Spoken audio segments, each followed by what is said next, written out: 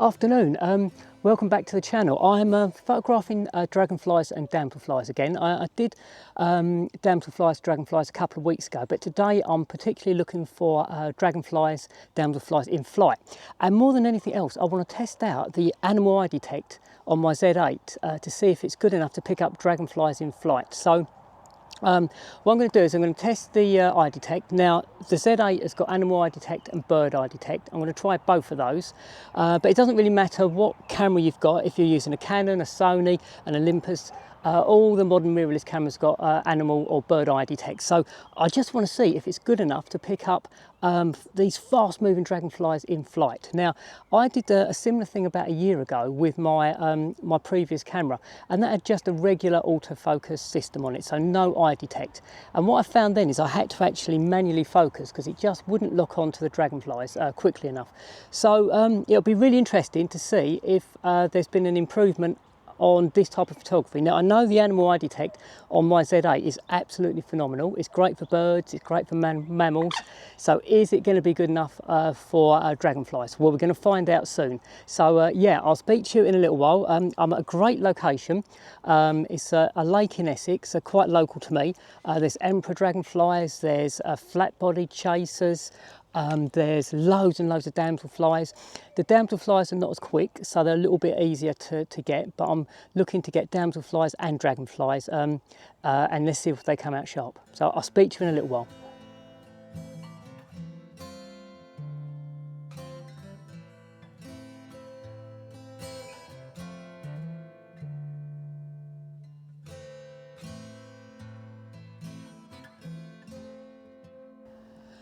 Okay, so I've got quite a few shots in the bag. Now, I've got it on bird eye detect at the moment, and yeah, it's a massive improvement to last year. It's picking out the dragonfly's head, it's picking out the damselfly's head. Now, obviously it's not 100% because these are fast moving animals, and I've got lots of out of focus pictures, but a lot of those are due to me just not getting the animal in the frame quickly enough. So it's my slowness rather than the camera's. Now, I'm pretty quick at birds in flight, but these dragonflies are so quick, and when they're flying, the 1 minute they're going along, the next minute they've dived down, or they've gone up, or they've even gone backwards. So you are going to end up with a lot of pictures that are out of focus because you have to give the autofocus system a little bit of a chance to lock on. But when I'm getting them in the frame and I'm following them, even for a second or so, or a split second, it's locking on and I'm getting in focus pictures, way more than I got last year. So as it stands at the moment, animal eye detect or bird eye detect is working. I'm going to put it on the straightforward animal eye detect next and see if that works. That's going to be the next thing I do. Just so you know, I'm shooting at a 2,500th of a second, or sometimes a 3,200th of a second, because these dragonflies are fast, and I want to try and freeze the motion of the wings. If they go a little bit blurred, I don't mind, but if I need it to be a fast shutter speed because they move quickly, and I'm shooting at either wide open at 6.3 when it's cloudy because the sun's going in and out of the cloud. When it's bright, I'm stopping the lens down to f8 to give me a little bit more sharpness and a tiny little bit more depth of field. I might even try some at f11 if it gets really bright and there's high light levels, but I don't want the ISO to go up too much. So yeah, I'm going to switch it on to animal eye detect and we'll see how we go.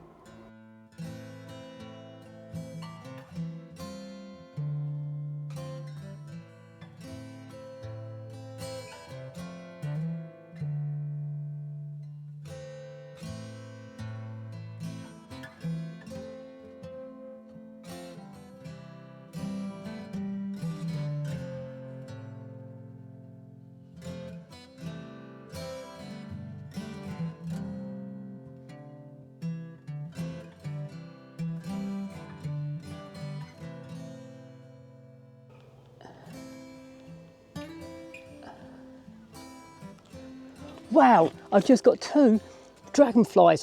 They're in front of me. I've just got two dragonflies, big dragonflies mating in flight. That is just, and they're sharp. Fly me. I can't believe it. I never would have got that before. I'm not using pre-capture or anything like that. I'm just literally tracking them, and they've just split up and they're flying in front of me. Oh, what an amazing thing to capture. Obviously I'm going to put the pictures up on this video. That was just superb. They were flying around probably on my minimum focusing distance. It couldn't have been much closer. So just about 2.5 meters away. How good was that? I can't wait to put the pictures up. So yeah, speak to you soon. The images of these two dragonflies was taken using the bird eye detect, and indeed all the in-flight pictures of both the dragonflies and the damselflies I used bird eye detect. I did try the animal eye detect, but it didn't lock on anywhere near as quickly or as accurately. So actually it didn't work at all, I would say. So definitely for my system, which is the Nikon Z8, the bird eye detect is the one to go for. Now I have put a few extra pictures on this video because while I was taking pictures of damselflies and dragonflies in flight, there were also lots of other bits and pieces going on. So there were other damselflies mating, you know, there's static shots of dragonflies. I had a really great afternoon. So I hope you've enjoyed this video. I hope you found it interesting and useful, and if you have, as always, if you can give it a like, a thumbs up, that really helps my channel. And if you haven't already subscribed, if you can consider subscribing, that would be brilliant. And if you do subscribe, press the little bell icon and hopefully you'll be notified when my next video is uploaded. And of course it's free to subscribe. So yeah, thanks very much for watching, and I'll speak to you on my next video. So bye for now.